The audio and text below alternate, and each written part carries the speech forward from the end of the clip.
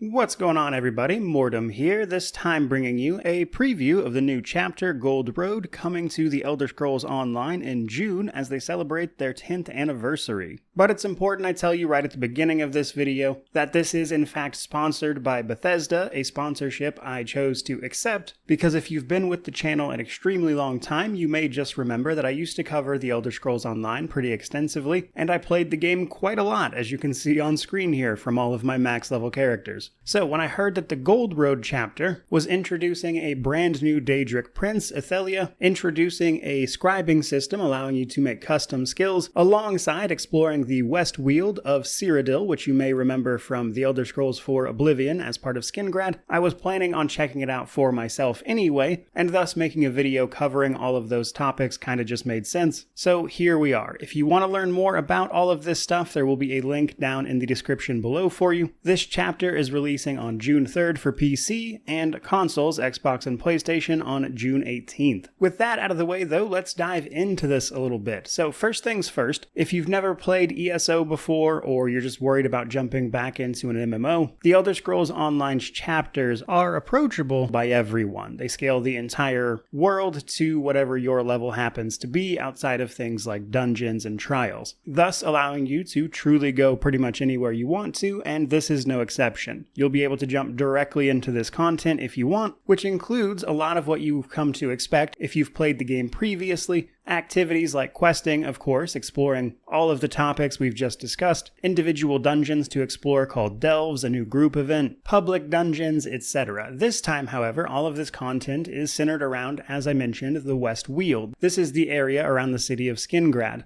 Timeline-wise, however, we are much earlier than Oblivion, so it might look a little bit different. But things like the iconic castle of that region, alongside the very distinctive autumnal colors, gold obviously being prevalent among them, alongside a couple of other biomes to explore, makes for some interesting exploration, especially because a jungle has spontaneously popped up, encroaching upon the area directly around Skingrad, as part of the overall story, which we'll get to in just a moment. Like every chapter for the Elder Scrolls Online, though, this actually begins with a Prologue Quest. Worth mentioning that the Prologue Quest is actually available now, so you don't have to wait to complete this portion of it if you don't want to, and you get a mud crab pet in-game for completing it. You'll be able to jump into this even if you don't actually have the Gold Road chapter, just so you can see the introduction, as the prologue sets the stage for the story to come, which is a great place to begin this particular section of the video. So, the big story hook for Gold Road here is that they're introducing a brand new Daedric prince, the Prince of Paths,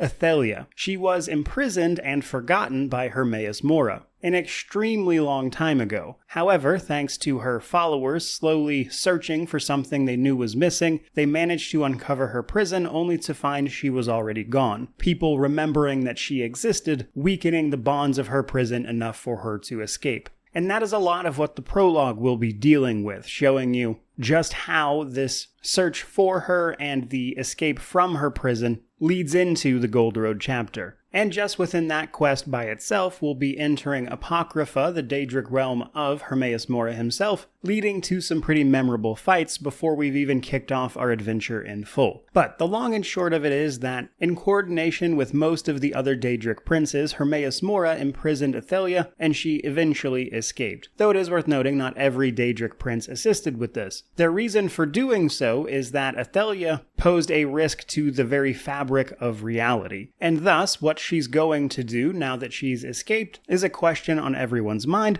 especially in the context of ESO being about 1,000 years before, say, Skyrim. And of course, the story of the Gold Road chapter encompasses all of that information, and as we run around the area of the West Weald exploring exactly that, you can expect to encounter the faction of the Recollection, servants of Ithelia, who only recently even realized what it is they were searching for, as Hermaeus Mora's ritual wiped everyone's memory, and they've only recently recovered the knowledge of exactly what they were missing. Thus, the Recollection aims to serve Ithelia, which is especially noteworthy because Daedric princes are typically prevented from manifesting physically into the world, but Ithelia's imprisonment predates a lot of those agreements and bindings upon the other Daedric princes, and thus she's free to manifest her power, which brings about that extra layer of danger, which is why things like the jungle that popped up basically overnight right near Skingrad is of so much concern. All of that said though, as incredibly interesting as that is,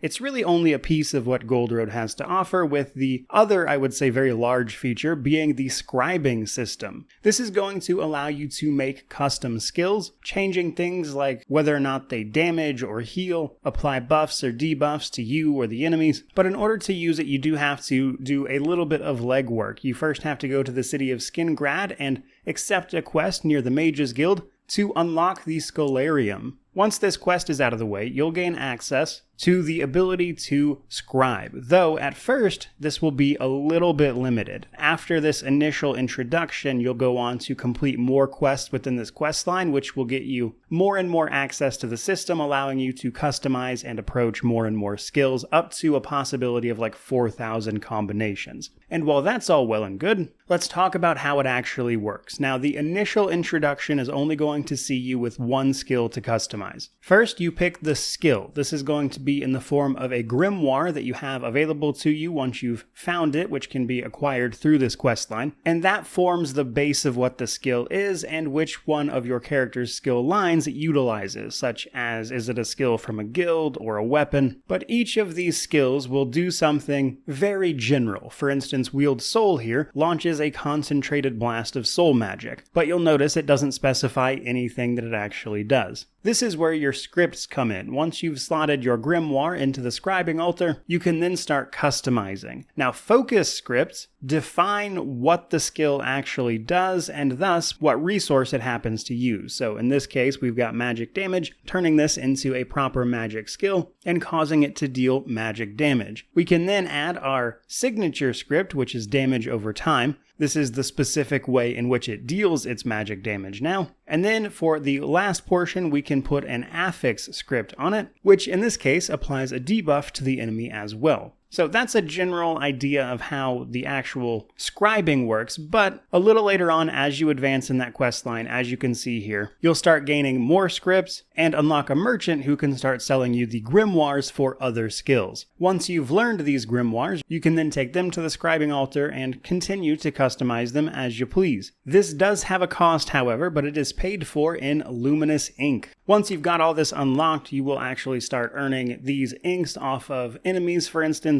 which is how you can pay for these skill changes. The only other thing I want to mention here is simply that, as you might imagine, not every single script is compatible with every other kind. For instance, if you make a skill a healing skill, you obviously can't apply the damage over time effects to it. Overall, I think it's a pretty cool system, and given just the sheer number of options here, I'm sure it's going to shake up the meta for particular builds and styles of approaches, and I'm very curious to see what people wind up doing with this one. And while all of that is what I would say are the biggest things to know about the upcoming Gold Road chapter, there are also plenty of other things that you can get up to as well, such as the brand new trial, which are 12-man dungeon content. And that trial, alongside with all the other content in the chapter, of course, brings new rewards, new item sets, and collectibles, all of which you can use to customize and enhance your experience in some way. But with all of that said, that's pretty much going to wrap it up for this particular video on it. So I certainly hope you enjoyed it. With that exact thing in mind, thanks again to Bethesda for sponsoring the video, and there is a link in the description below. You can click to find more information, and this will be releasing on PC